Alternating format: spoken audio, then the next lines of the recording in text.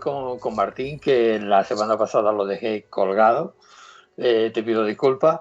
Cosas del directo, Porque Randy, no pasa el nada. trabajo que te has pegado y toda la semana y te dejé un poco colgado, pero hoy sí, hoy te voy a dar la palabra con el tema de los guanches, que es un tema Pues, muy, muy interesante, que mucha gente no lo conoce.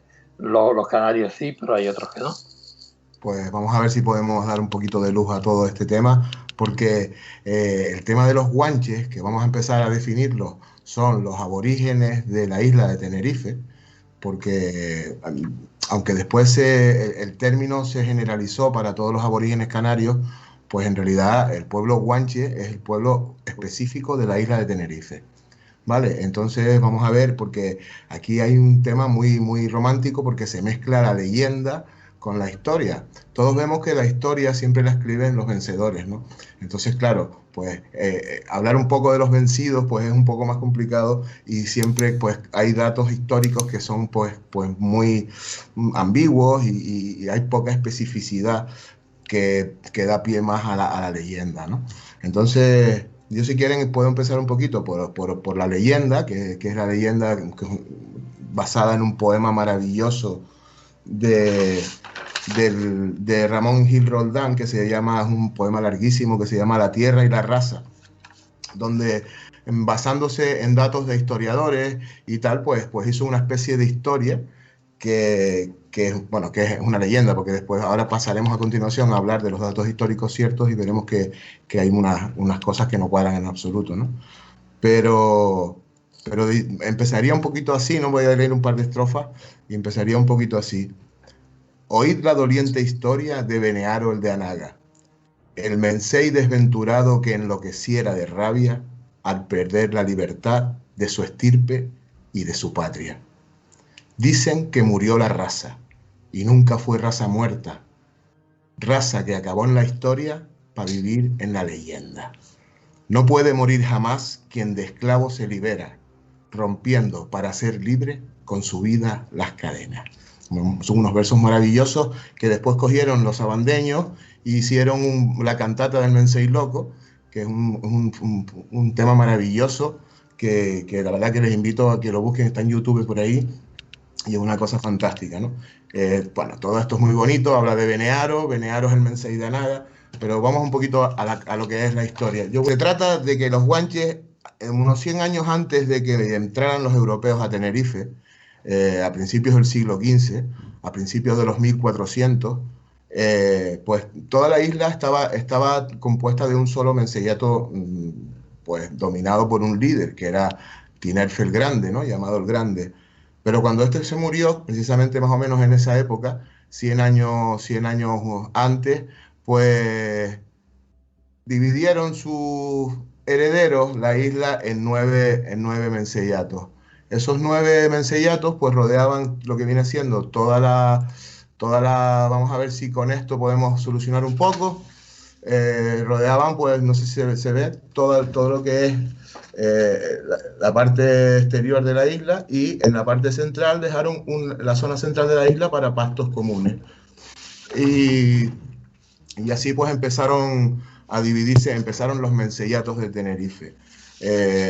La parte sur, aquí detrás, la parte sur, Adeje, Güímar y Arona. Me voy a rodar a un lado a ver si se puede ver mejor.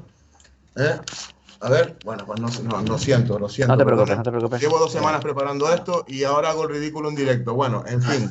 No, para lo siento nada. mucho, de verdad. Los menseyatos del sur fueron los primeros que tuvieron contacto con los europeos. En una acción evangelizadora muy, muy astutamente elaborada por parte del clero, pues con la aparición de una imagen de la Virgen en las playas del Socorro, en Güímar, pues hizo que la introducción de los europeos pues fuese de una manera bastante rápida en esos menseyatos. Entonces los menseyatos del sur, como son Güímar, Abona y Adeje, pues entraron rápidamente en paces con los europeos y se introdujeron muy bien. ¿Qué pasa después con los menseyatos del norte? Pues ahí es donde viene un poco el problema, ¿no? Los menseyes de abajo, el de Güímar era Añaterbe, el de Abona era Adjoña y después Pelinor, el de Adeje, fueron recompensados por los conquistadores, se llevaron, fueron repartidos tierras, sus propias tierras fueron repartidas por los conquistadores, les dieron un pedacito de sus propias tierras, y incluso algunos pues llegaron a tener incluso hasta un escudo de armas, ¿no? Después, cuando ya subimos hacia el norte, hacia un poquito, un poquito hacia aquí, hacia el Menceyato de Anaga, ahí ya empiezan las cosas a ponerse un poquito más complicadas con los conquistadores. Benearo, que es el protagonista de la leyenda del poema, sí tuvo algunas incursiones belicosas, porque habían muchos barcos esclavistas que llegaban a las costas de Anaga para coger esclavos, ¿no? Y llevárselos. Entonces este hombre, que al principio había tenido contactos con los europeos de manera pacífica y había llegado a algunos acuerdos, pues al verse invadidas sus costas y a ver cómo se llevaban a su gente, pues plantó firme batalla junto con su hija, la princesa Guasimara, de la cual también habla muy bien en la poesía, diciendo y cuentan que en esas luchas con caudillos y piratas, amazona singular al frente de su mesnada, arrogante se batía la princesa Guasimara. Hay una leyenda también enorme alrededor de la princesa Guasimara, ¿no? Con su belleza, diciendo que más de un aventurero quedó en las playas de Añaza, cuando no herido de su cuerpo, herida de amor su alma, ¿no? Pues era una mujer muy bella y no solo desgarraba con su palo y con su vara a los enemigos, sino que también les desgarraba el corazón de alguna manera con su belleza, ¿no? Pues muy bonito todo esto. Guasimara, hija de Benearo. Al final no fue tanta locura, y al final, pues una vez pasaron estas incursiones con los piratas, pues Benearo entró en razones con el conquistador Fernández de Lugo, y al final también pues se pacificó la cosa y ya pudo Fernández de Lugo instaurar la capital en La Laguna, y ya pues más o menos establecerse y los colonos ir estableciéndose y ampliando la ciudad. Pero de La Laguna para allá, o sea, lo que viene siendo el municipio de Tegueste, aquí Tegueste, Tacoronte y todos estos por aquí que componen la costa norte de la isla, pues ahí ya la cosa está más complicada. Porque aquí hay una especie de juego de tronos entre menceyes, ¿eh? Porque me puse a investigar y la verdad es que esto es impresionante. Bencomo era el mencey de Taoro, era el mencey más beligerante, contaba con miles de guerreros. Tengo que decir también que la zona norte de la isla estaba mucho más poblada porque es mucho más frondosa, es mucho más fértil y dispone de muchísimos más recursos para la ganadería y la agricultura, con lo cual era una zona mucho más poblada que la zona sur. La zona sur de la isla, para el que la conoce, es mucho más árida y tiene menos recursos naturales, ¿no? Por eso era menos poblada y había muchísimos más guerreros, había un ejército muy, muy importante de guerreros aborígenes en la zona norte de Tenerife. El conquistador Fernández de Lugo se las prometía muy fáciles. Él pensaba que como le había ido hasta este momento, ya tenía más o menos conquistada toda la zona sur de la isla y la punta de Anaga, pues que ya lo que le quedaba era pues, un camino de flores. Pues nada más lejos de la realidad. Cuando llegó a los escarpados barrancos y angostos de la zona de Acentejo, con Acaimo como aliado, Bencomo pues empezó a ganar batallas contra los españoles. Hacían duras emboscadas donde los españoles llegaban con sus caballos y sus altrabuces, también con muchos aborígenes de la isla de Gran Canaria que fue conquistada con anterioridad, y él muy inteligentemente pues los trajo para acá para que engrosaran su ejército contra los tinerfeños, contra los guanches, y aquí es donde hubo la famosa matanza de Acentejo, ¿no? Que se llama matanza precisamente porque la escribieron los conquistadores, porque si lo hubieran escrito los aborígenes sería la victoria. Lo digo para quien no conozca, porque hay dos municipios muy pegaditos en esta zona que se llaman la Matanza de Acentejo y la Victoria de Acentejo. Hoy en día, ¿no? Se llaman así. Y vienen de este tema, ¿no? Pero la matanza en realidad fue la victoria de los aborígenes y la victoria pues fue la matanza, ¿no? Entonces aquí pues se libraron cruentísimas batallas. Se dice que el conquistador Fernández de Lugo recibió una pedrada en la boca de mano del mismísimo Bencomo y huyeron despavoridos hacia La Laguna, perseguidos muy de cerca por los aborígenes. Aquí se lo pensó dos veces Fernández de Lugo y se reagrupó y buscó la manera de ver cómo podía conquistar, porque la verdad es que el terreno era muy inaccesible y no sabían, se encontraban emboscadas y unas lluvias de piedras en donde menos se lo esperaban, ¿no? No sabían cómo cometer eso.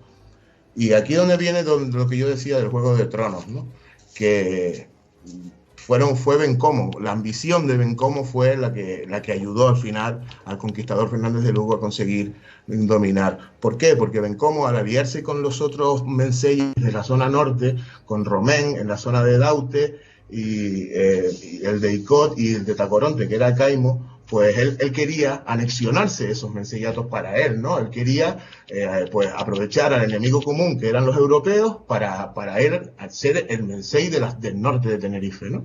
Y claro, los otros menceyes pues ya se olían la tostada, ¿no? Ya sabían que este hombre pues tenía mucha ambición y desconfiaban de él. Entonces ahí empezó un poco pues a resquebrajarse esa alianza del norte de Tenerife contra los conquistadores, y al final pues cayeron derrotados muchísimas veces. Bencomo murió en combate, su hermano Tinguaro intentó coger el menceyato, pero su hijo Ventor, que es realmente el que es el mencey loco de verdad, su hijo Ventor tuvo que pelear y matar a su tío para poder coger el trono de Taoro. O sea, fue una cosa súper grande entre los menceyes, ¿no? Al final el pobre Ventor, hijo de Bencomo,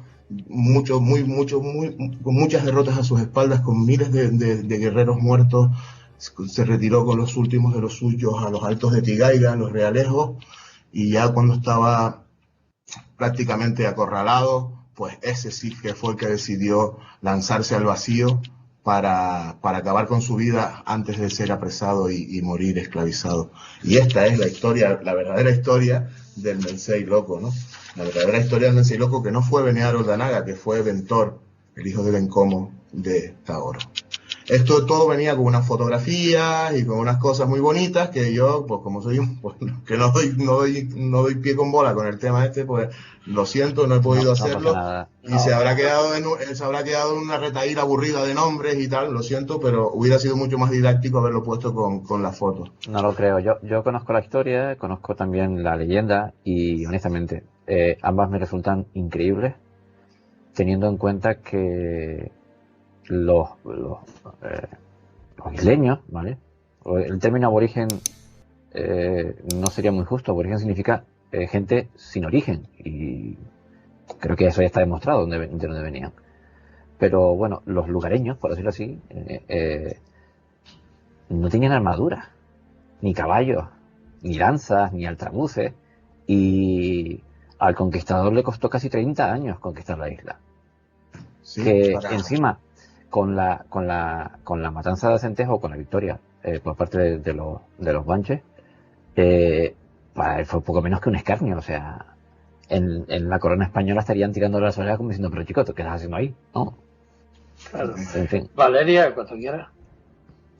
Pues una de mis preguntas era justamente cuánto tiempo había durado esta batalla, ¿no? Tanto sí, como fue uno de los datos que se me quedó por el camino. Pues mira, más o menos, para que te hagan una idea, al mismo tiempo que estaba llegando Cristóbal Colón a las costas de América, estaba el conquistador Fernández de Lugo intentando conquistar Tenerife. Tenerife fue la última isla en ser conquistada de todo el archipiélago y la que más tiempo le costó. Las crónicas dicen que fue en 1496 cuando al final por fin quedó conquistada la isla en su totalidad. ¿Qué tal? Pero las batallas empezaron ya desde mucho antes, ¿eh? O sea, fueron varias décadas ahí para poder conquistarla.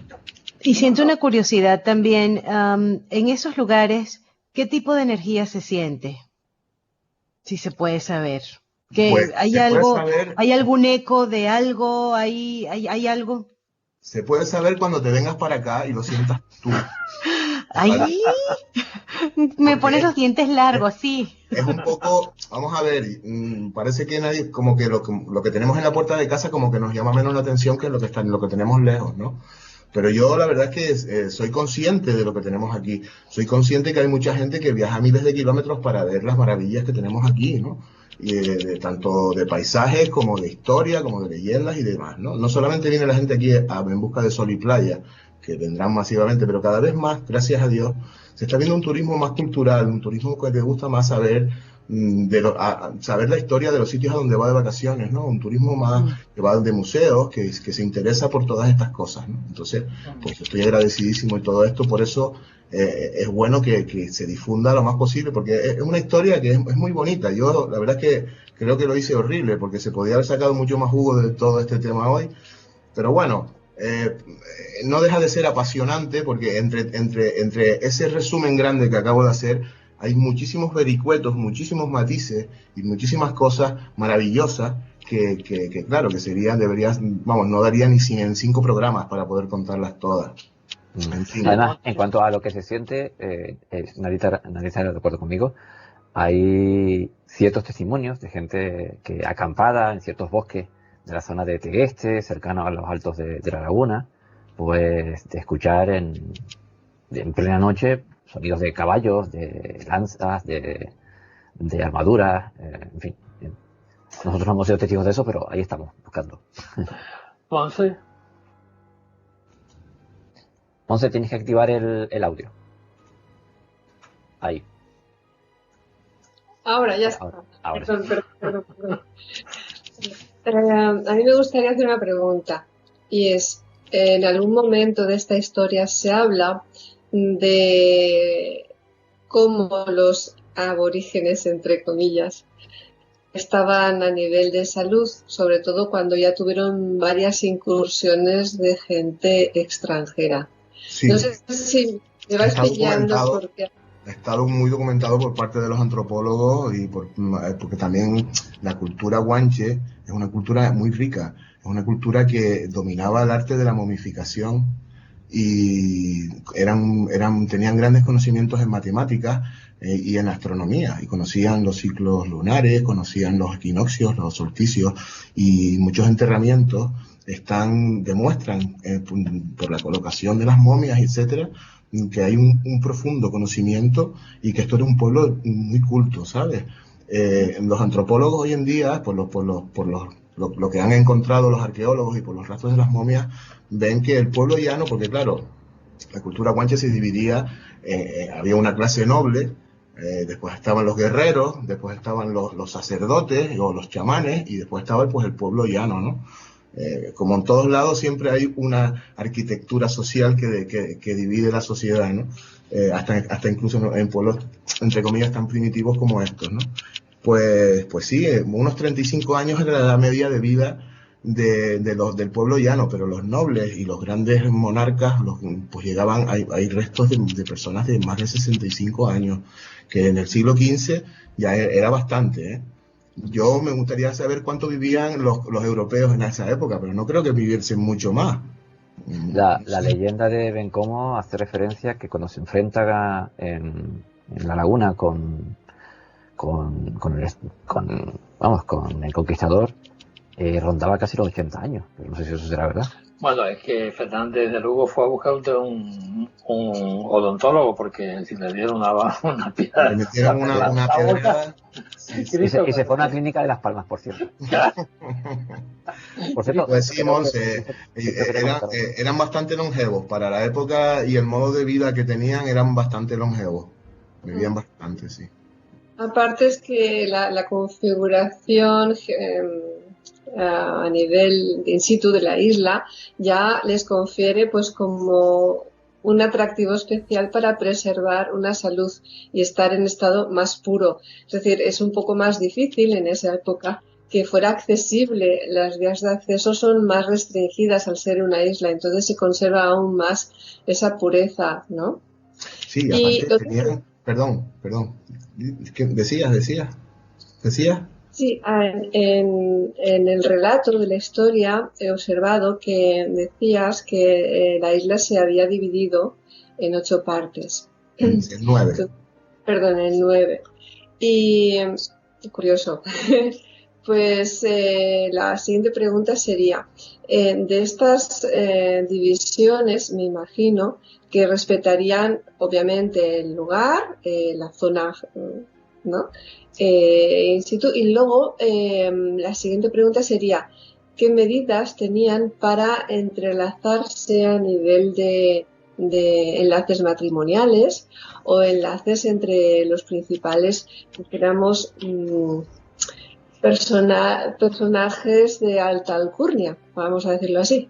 O sea, si había alguna ceremonia o si se tenían en cuenta pues que habían rituales muy elaborados, en cuanto a cómo evitaban la endogamia, que es lo que supongo que a lo que te refieres.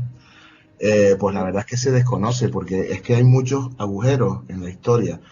Hay muchas cosas que se han obviado porque no están escritas. O sea, solo tenemos los relatos de algunos historiadores, algún cura franciscano que le gustaba, algún escribano que le gustaba tomar nota y apuntar las crónicas de lo que escuchaba y de lo que, pero son siempre datos muy poco fiables de alguna manera, ¿no? Entonces, claro, tiene uno que coger de aquí y de allá y elaborar, componer, poniéndole también un poco de imaginación, porque no, es que no tenemos otra manera de hacerlo, y elaborar una especie de historia y dándola por los datos que tenemos. Simplemente eso. Yo supongo que los 9 menceyatos en los que se dividieron después en la isla, una vez que se murió Tinelfi el Grande, pues yo me imagino que ya estaban de alguna manera preestablecidos, que no creo que haya sido muy difícil la división. Podríamos decir que eran barrios de una misma ciudad y que esos barrios se acabaron convirtiendo en ciudades, ¿no? Por decirlo de alguna manera que podamos entenderlo. Y después también recuerdo que en realidad son 10 las zonas en las que se dividieron, porque la zona central de la isla se dejó para pastos comunes para los 9 menceyatos. La zona de donde está el Teide y la zona forestal era una zona común que cualquier habitante de cualquier menceyato podía usarla en trashumancia con el ganado, etcétera. Con lo cual creo que estaban muy bien organizados, ¿no? De alguna manera ellos mismos se organizaron bastante bien. Sí. Cabe decir también que no todo eran flores, que también habían algunos robos de ganado, se robaban las cabras unos a otros, habían contiendas entre menceyatos, pero bueno, como en botica, ¿no? Como en todos lados suele pasar, siempre pues los hermanos se pelean, ¿no? Y, claro. Pues, Cristo creo que quería hacer alguna pregunta. Sí, no, yo quería comentar, hay una zona aquí en Tenerife que se llama la Hoya de la Matanza, en San Juan de la Rambla, en el que la leyenda popular dice que a día de hoy, bueno, que lleva una esplanada súper grande, en el que está permitida la acampada, y bueno, todas las leyendas populares cuentan que por la noche los campistas que están ahí se han tenido que ir porque hoy entre hinchar de caballo, como si estuvieran batallando delante de ellos, y cuando abren la tienda de campaña no hay absolutamente nada, y está simplemente la noche, y encima para colmo baja la niebla, como si fuera una película de terror. O sea, imagínese el panorama, y eso es uno de los sitios que consideran que en Tenerife encantado por eso mismo, de la gran batalla que hubo ahí en ese lugar, se quedó impregnado de toda esa energía. Creo que también habría que decir que la isla de Tenerife es una isla muy variada en cuanto a climatología.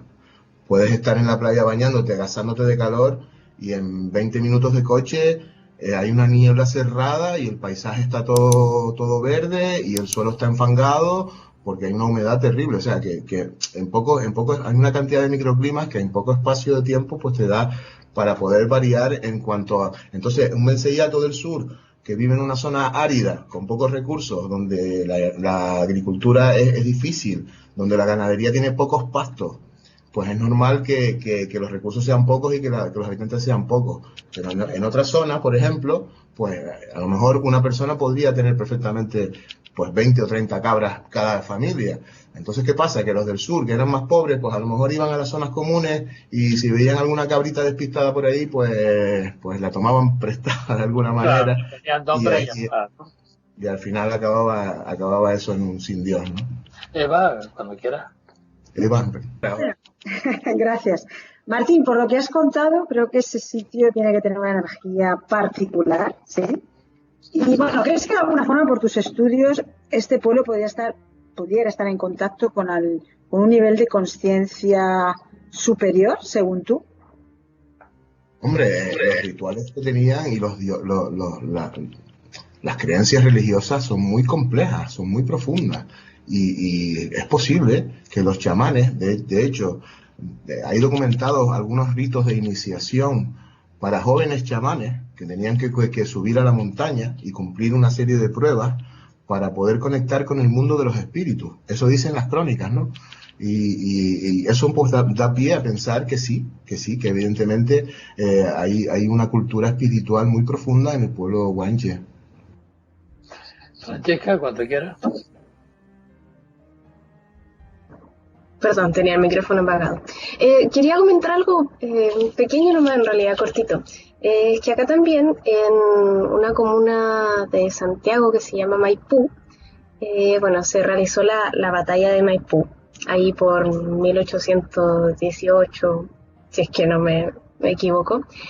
Y desde ahí hasta ahora también se dice que se escuchan caballos, guerreros, a veces se puede escuchar la batalla en la noche, a altas horas de la noche, a veces a la luz del día también. Se suelen ver, según las cosas, los testimonios de algunas personas que he visto por ahí, se han podido ver personas también con su uniforme, igual, de la época. Entonces, nada, comentarles que eso también pasa acá.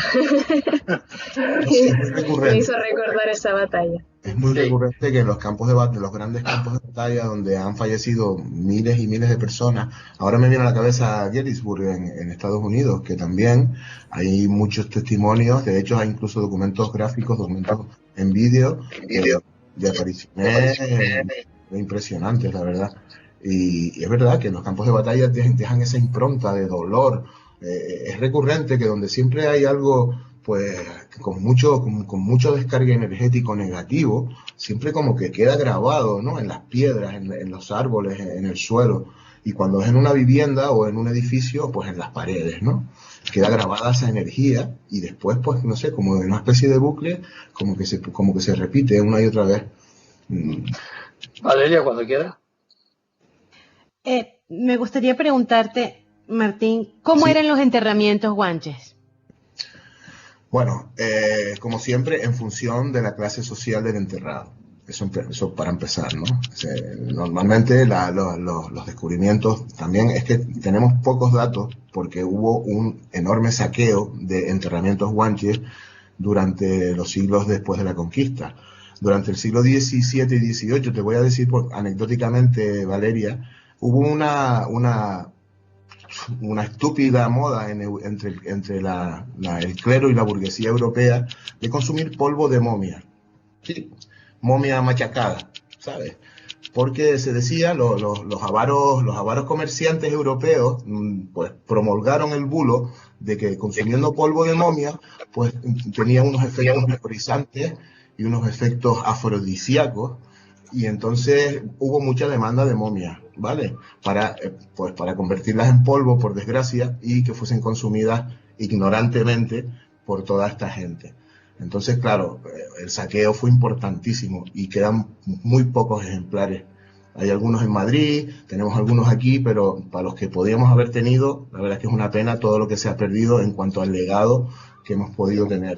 Pero sí, hay muchos datos de que los eran enterrados de una manera muy particular, con tinajas, con pieles, con grabados en las pieles, donde de alguna manera en esa escritura rara que todavía no se sabe muy bien muchos símbolos que significan, pues como una pequeña historia de esa persona, y en una posición también muy particular, orientada hacia, pues no sé si ahora mismo que me coge con falta de datos en ese aspecto, pero sí sé que se tomaba mucho trabajo primero en momificar, que era una momificación muy distinta a la de los egipcios, porque ellos no quitaban las vísceras, ellos momificaban poniendo los cuerpos al sol.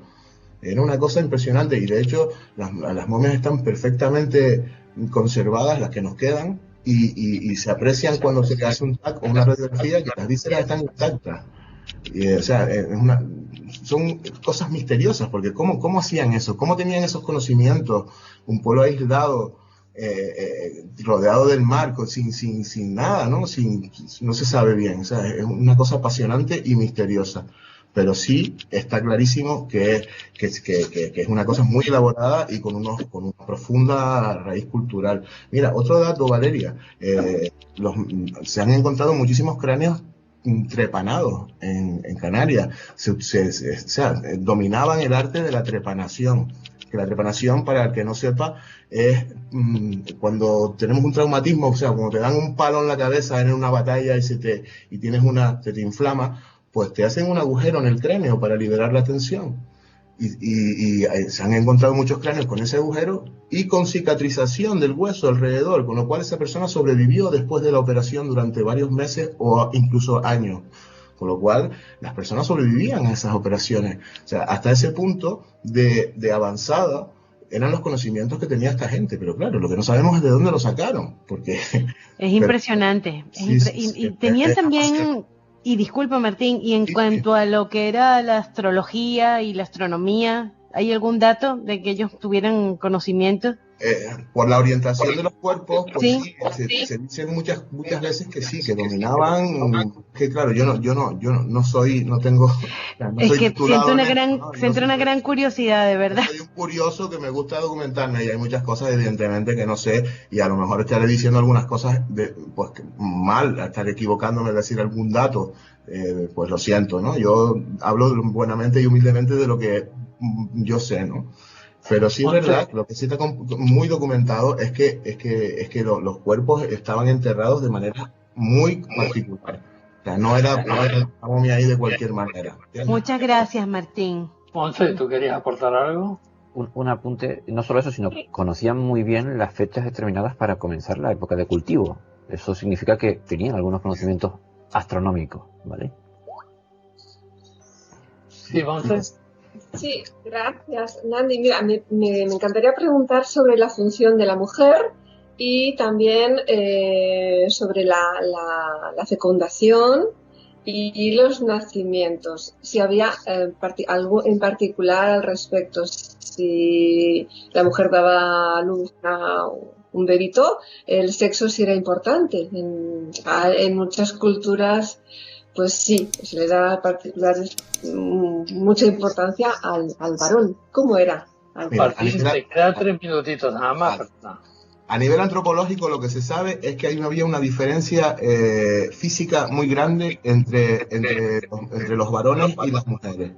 Los varones, las mujeres no llegaban escasamente al 1,50 de estatura, cuando los hombres, pues muchos llegaban y sobrepasaban el 1,70, ¿vale? O sea que se ve que había una diferencia en física bastante grande, con sus excepciones, ¿vale? Las mujeres, hay pruebas o hay indicios, porque es que hablar de pruebas con esto es complicado, porque ya te digo que hay muy pocos datos fehacientes, ¿no?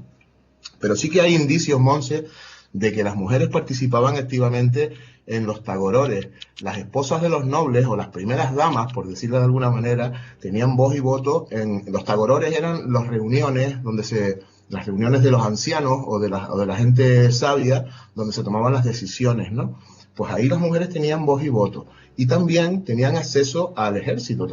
También había mujeres guerreras que luchaban junto con sus parejas en el campo de batalla. Aunque no es la mayoría. No es la mayoría debido pues a cierto, pues, a lo típico, ¿no? Pero que sí hay datos documentados de ciertas mujeres guerreras. El primer caso que comentaba antes en los versos de la princesa Guasimara, la hija de Benearo, que luchaba junto a su padre en las playas de Añaza contra los piratas y los esclavistas, ¿no? Y eso sí, hay ciertas crónicas que hablan de las batallas. También se habla de algunas crónicas relacionadas con la matanza de Acentejo, o Victoria, depende del punto de vista, que está moderadamente documentada, y se habla, porque a los conquistadores también le seguían gente que se encargaba de relatar las aventuras del conquistador, ¿vale? Los escribas de la época. Pues se comenta que escuchaban una especie de ulular que venía de los riscos de las montañas. Pues muchos lo relacionan con el típico grito bereber, que es una especie de sonido que se hace con la lengua y que solo lo hacen las mujeres. Con lo cual, quizá... no sé si les suena ese que hacen las mujeres. Chicos, eso vale. Sí. Voy a cortar ya porque ya hacer los descansos. Es un tema interesante, ya les digo que a este tema podríamos estar aquí hablando horas y horas porque es apasionante, la verdad. Martín, muchísimas gracias por traernos este tema. Entonces, a la próxima, porque ya vamos a hacer un descanso. Y muchísimas gracias. 2 semanas para un tema fantástico. Gracias, Martín. Siento no haber podido documentarlo y postrarlo de imágenes y tal. Lo siento mucho porque tengo que trabajar más con esto. Lo siento de verdad. No, bueno, espero ver. Es muy interesante. Espero haber suplido. Gracias. Claro que sí. Hacemos un descanso para publicidad y enseguida volvemos. Sí, nadie.